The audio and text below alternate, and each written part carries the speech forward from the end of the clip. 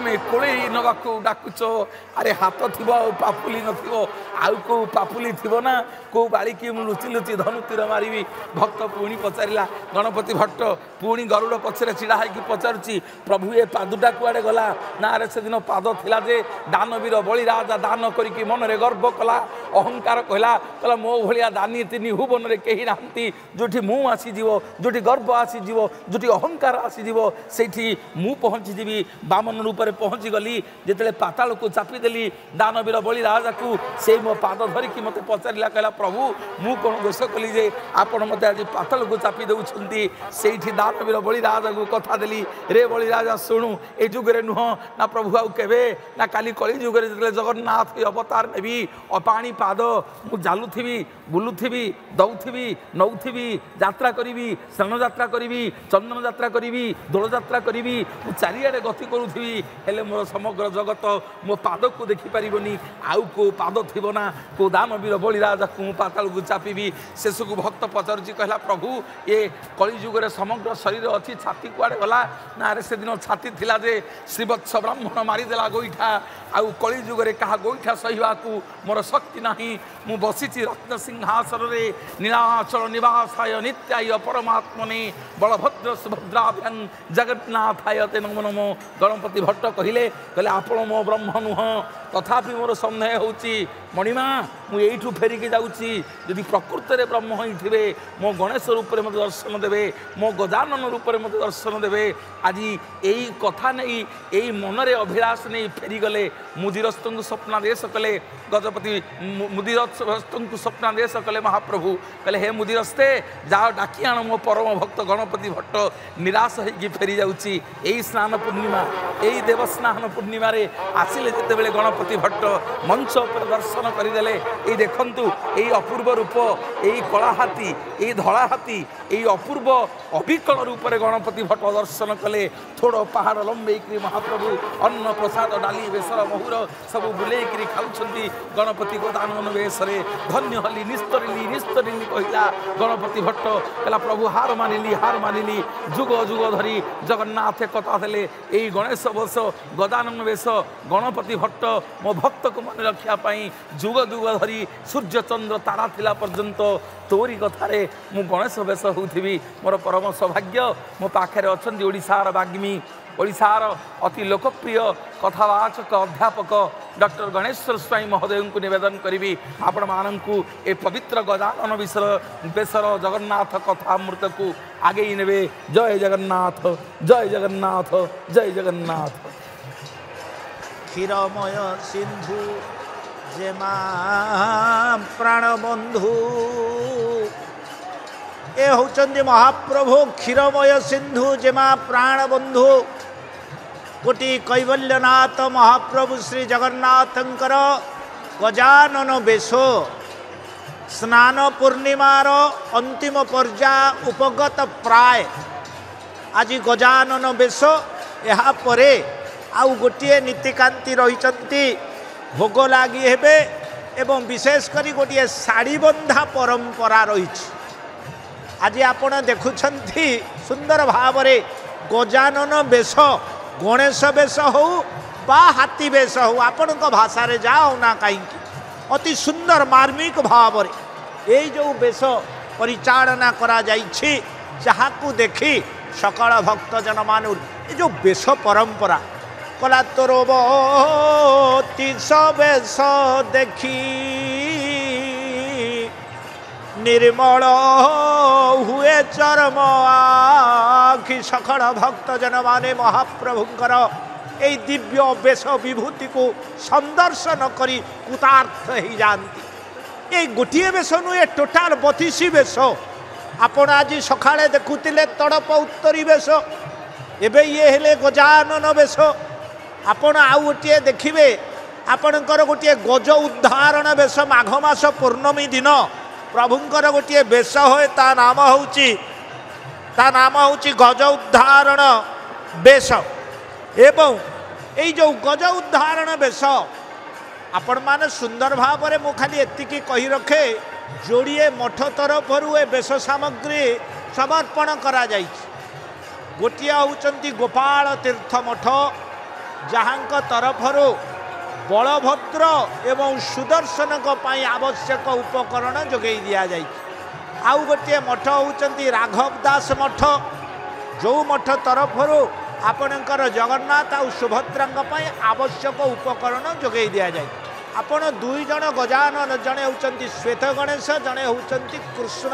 गजानन, धला हाथी बा कला हाथी। ये जो गणपति भट्ट जड़े भक्तर मन इच्छा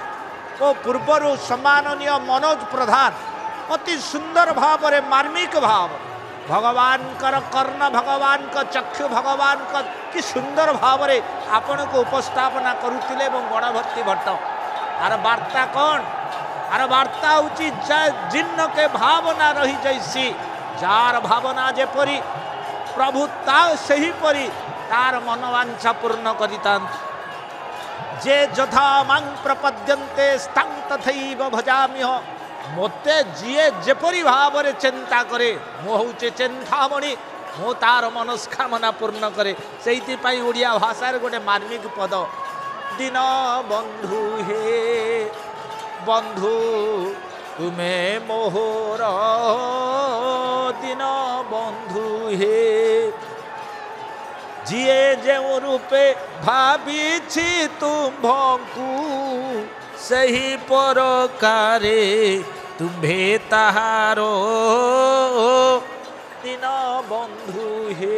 बंधु तुम्हें आपण होउचंती दीन बंधु, आपण होउचंती गजबंधु जगबंधु, आपण होउचंती प्राण बंधु, आपण बंधु महांती बंधु, आपण